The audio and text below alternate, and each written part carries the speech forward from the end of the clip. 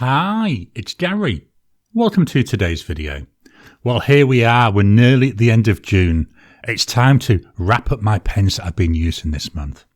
This month's theme, it was all Japanese pens, and I've got a mixture of some cheaper steel nibs and also some of my more expensive gold nibs. Join me now, down on the table, we'll rank my starting pens, then I'll show you the pens that I also brought in and used this month.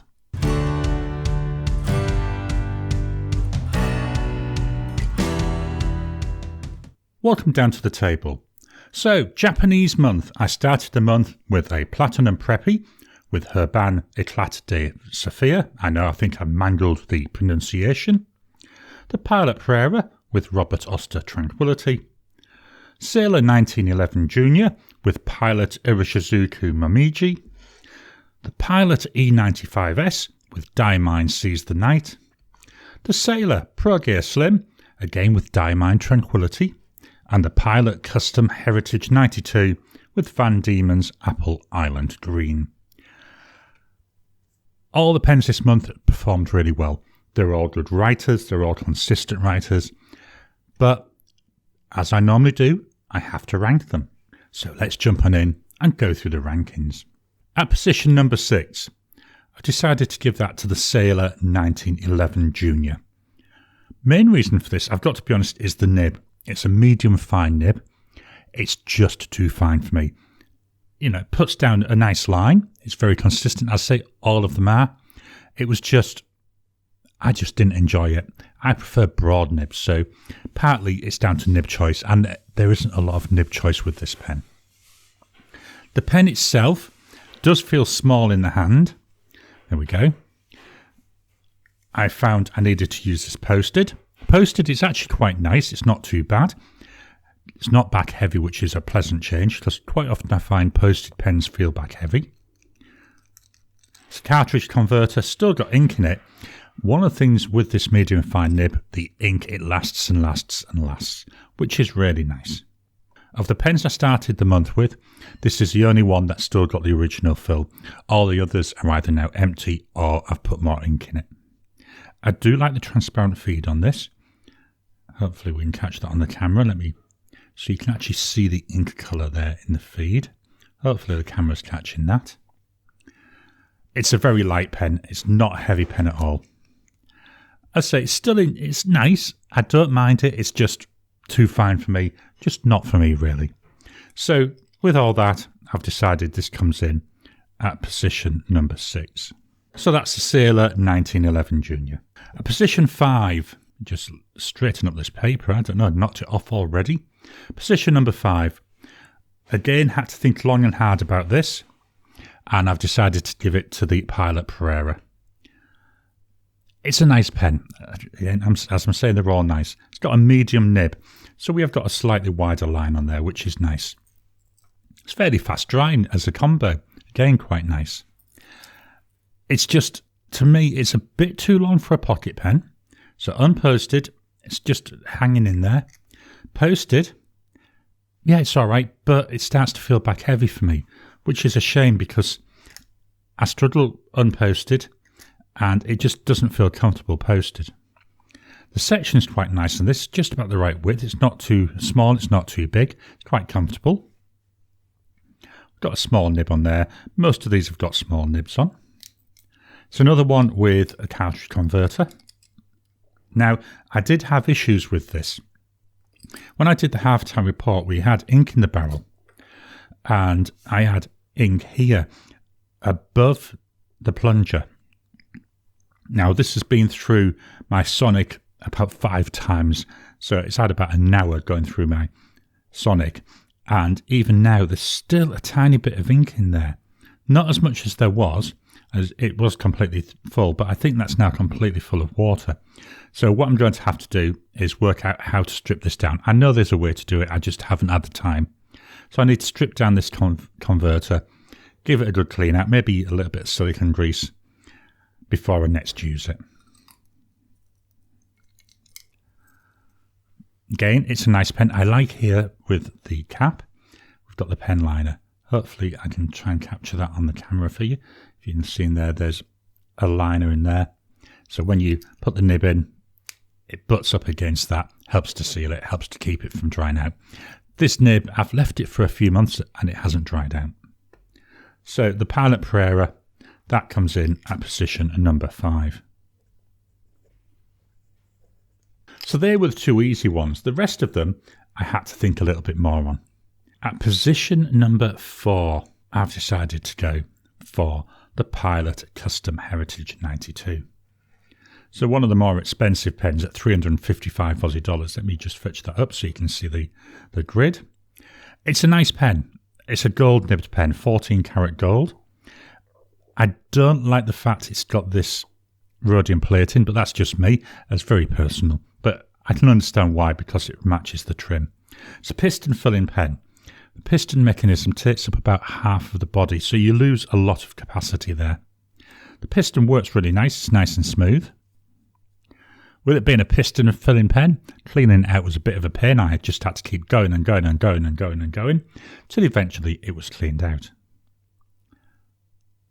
It's very nice though. It's about the right length for me. It's not too long, not too short. Section, yeah, not too bad. Could do with being just a teeny little bit wider for me. Very personal choice. It's another one. It does post. Again, to me, feels quite back heavy. So I try to use this unposted, but quite often I do find I need to post it if I'm having a longer writing session, because it can sometimes just feel that a little bit too short. Writes really well though. With this ink, this Van Dieman's Apple Island Green, what I'm doing at the moment is I'm pairing these together all the time whenever it's inked up. I just love this ink in this pen. It performs really, really nicely. But one thing I did find out, not this month, but previous times, is if I leave it in there for too long, it's as if the ink maybe evaporates a little bit and gets a little bit thicker and more viscous. And then I have issues with the flow. But this month, because I was using it quite a lot, didn't actually seem too bad. But we're scoring. So this comes in at position number 4. That leaves us with 3 pens. The Platinum Preppy, the Sailor ProGear Slim, seeing if I can get these all on, and the Pilot E95S. So 3 pens left. Which one comes in at position number 3? Position 3, I'm giving to the Sailor ProGear Slim. I know my expensive pens, none of them have come in at position number 1. I like this pen. I love the colouring of it. I love the sparkles in it. So we've got like stars there. This is called Blue Green Nebula. Very, very nice pen. It's a bit short in the hand, so I struggle using this unposted. Posted feels really nice, not back heavy. Feels really nice and balanced. I think it must have been designed to be used posted. The section could do with being a little bit wider and being very picky, but this is the slim model. It's another cartridge converter. There we go. Another one works really well. The nib, 14 karat gold. There we go. My favourite nib of all my pens. Absolutely love this nib. I love the feedback, the way it writes. Absolutely gorgeous. Really is. Why have I marked it down? Well, I've marked it down mainly because the size, just the way it feels. It just feels, although it's nice, it just feels a little bit odd sometimes. Robert Oster Tranquility. I really like this ink, one of my favourite inks. In this pen, performs really well. Let me just move it up so you can actually see it better. There we go. That's a problem with having things down at the bottom of the page, isn't it? But yeah, it performs really well. Very nice pen, but I'm ranking against all my pens. This comes in this month at position number 3. So that's that Sailor ProGear Slim. Okay, let's move this down so we can see both the pens, or both the entries for the pens. There we go. At position number 2, this is going to shock quite a few people. Position number 2 goes to the cheapest pen, which is the Platinum Preppy. And by cheapest, this is my cheapest non-Chinese pen as well. A dirt cheap pen, 8 Aussie dollars. Really exceptional value. It's a very light pen, so if you're after heavy pens, this really isn't for you. but as a starter pen, as an entry pen, absolutely brilliant. When you buy it, it does come with a cartridge. You can get a platinum converter that works in here. I've actually decided to eyedropper this. This is a pen, I actually refilled it during the month. It ran out of ink, I refilled it with the same ink. The nib on here is an 05 nib, which equates roughly to a Japanese medium nib. Smallish nib. Writes so nice. It's an absolutely gorgeous nib to write with. The ink I've got this paired with Herbin Éclat de Saphir. Wow, I love this combo. In the past when I've used this pen, I've really struggled. I'm just going to move this down ever so slightly. All the inks, I don't know what it is. I've never really enjoyed the inks in it, and that's really put me off using it in the past. But with this ink, oh, I love it. I love this combo. I think it works so well together that this is another one of those combos. Until that Éclat de Saphir runs out, I think that's going to be the only ink I use in this pen going forward. It's actually one of the pens I'm toying with the idea of keeping it permanently inked with that same ink. So I've always got it there ready to use.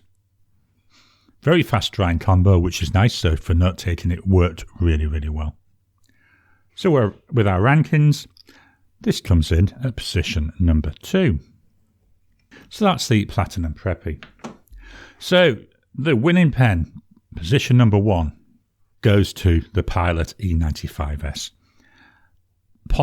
Large pocket pen. Unposted is a bit short. You can do maybe a couple of words, but once you post it, wow, it's so nice. It's not back heavy. It's so well balanced. It's just a joy to write with. I like the colouring. The only way this could be better, and I'm going to hopefully, if they ever fetch one out, I will look at getting it. I'd love it with like an emerald green or maybe a dark green here instead of this burgundy. That's the only thing which really puts me off this pen. The nib is an embedded nib. There we go, 14 karat gold. Joy to write with. I actually use a cartridge with this. So what I do, there's no ink in it at the moment, is I just pop whatever ink I want to use into here with my blunt nose syringe, then head on and start writing. Very, very nice. You can use a COM 40, but the problem with the COM 40, this is actually quite deep. So if I pull the cartridge out, you can see how deep it goes. It's roughly there. Once you put the converter in, you only see the twist mechanism, so you've got no idea about your ink level. But with this cartridge, you can easily see what your ink level is. It would be nice if it was a little bit wider. Again, I'm being extremely picky here, but it's just a pleasure to write with. It's one of my favourite pens, I will be honest. And it's my cheapest non-Chinese gold nibbed pen. So it's not even mega expensive. Although $215, you may say that's a lot of money. So this comes in at position number 1. So that's the Pilot E95S. Just going to turn the page and then we'll take a look at the pens that I brought in as some of these ran out of ink. Just dropping in to interrupt your regular programming. Would you like to help support the channel? If so, please consider joining as a member. As a member, you'll get early access to my videos. I normally upload them a couple of days before they go out, and as soon as they're uploaded, they'll be released to members. There'll also be a shout out at the end of the videos, and then as we get the members coming in, we'll actually chat among ourselves and work out what other perks, what other things you'd like me to add in. Would you like maybe a monthly live chat just for members? All down to us. So please, if you can, consider joining the channel. A link will be in the description down below. So I brought in an additional 3 pens this month. The first one is a Pilot Custom 823. This is a vacuum filling pen, so hopefully you can see the vacuum mechanism there. This going down here. I've got this open because this acts as a shut-off valve. When I'm at home, I just keep it open all the time. I love seeing the ink sloshing around, so hopefully you fetch this up to the camera. You can hopefully see that ink sloshing around. Extremely attractive. I love this brown colour. There is a clear version now. I may save up for that because I think that would look quite nice. Number 15 size Pilot nib, 14 karat gold. Beautiful nib to write with. Of my 3 gold nibbed Pilot pens. I've got to be honest, this is my least favourite. I love the nib on the Pilot Custom Heritage 92. I love the nib on the E95S. I love this nib, but I prefer the other two. It still writes nicely. The ink in here is Diamine 3 Kings. On the right paper, it's got gorgeous shading, really comes out very, very well. Adds loads and loads of character to my writing. So that's a Pilot Custom 823. The next pen I brought in is the Platinum 3776 Century. This is in the Burgoyne colour. Another attractive pen, slightly translucent. Not enough you can really see what's going on, but enough to add a little bit of visual interest. Cartridge converter. So there's a platinum converter. Has to be a platinum converter. Still got ink in here because I brought it in. The pen to me often feels a little bit on the short side. Not unusably so, but it does sometimes feel short. It does post, but again, to me, it feels back heavy. The section, like I said with most of the pens, could do with being just a little bit wider. Very personal choice. The nib, 14 karat gold platinum nib. Very nice nib, very stiff feeling nib. Loads of feedback on it. It's a medium, but it's a Japanese medium, so heading towards a European fine. The ink I've got in here, Diamine Oxblood, works so well with this pen. In the past, a lot of the inks I've used, I've had flow issues with, but this Oxblood just works well, and that's part of the reason why I picked it. And now I've had it in here, this again may be the ink I use all the time in this pen until I run out of Oxblood. Very enjoyable, really nice experience, really enjoyed using this. So that's the Platinum 3776 Century. The final pen, first pen I bought when I got back into fountain pens, is the Pilot Metropolitan. This is the MR3 model and also may be referred to as a retro pop. Beautiful colour, this red. When I got back in, I bought this and I bought Pilot Iroshizuku Momiji, so I had a red ink with a red pen. I do like to match inks and pens where possible. Cartridge converter. This is empty now. I've got a Con 40 in here. I've had this quite a few years. When I bought it, I think it came with one of those squeeze converters, or it may have come with no converter. But I know I had to buy this Con 40 separately. But it works really well. It's a pen I don't use very often.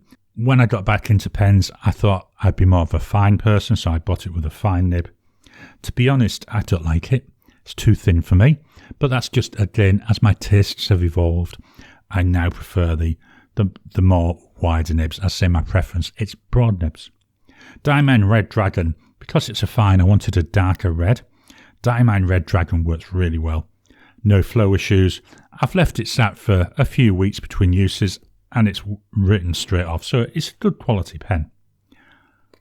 In the hand, not too bad lengthwise, very similar to the 3776, but the section just way too thin. And then we've got this small steel nib on there. So that's the Pilot Metropolitan. Just going to swap on over and fetch all the pens back for one final look. So here we have the pens that I was using during June of 2024, my Japanese month. We've got at position 6, the Sailor 1911 Junior. Number 5, the Pilot Pereira. Number 4, Pilot Custom Heritage 92. Number 3, the Sailor ProGear Slim. Number 2, the Platinum Preppy. And the winning pen for the month, the Pilot E95S. My additional pens, the Pilot Custom 823, the Platinum Century 3776, and the Pilot Metropolitan. I hope you've enjoyed today's video. How did you get on with your pens this month? Did you use a theme? I personally like the idea of a theme because it helps me fetch out pens that I wouldn't normally be using, like the Sailor 1911 Junior. That's been sat in my tray for about a year, and by using Japanese pens this month, it came out and got some use. What are your strategies? Why not drop your comment down below? Let's kickstart the conversation. Please hit the thumbs up button. Every time you like, every time you comment, just helps with the YouTube algorithm. If you haven't already, Please subscribe to my channel so that you can get new videos as I release them. I'll talk to you again soon.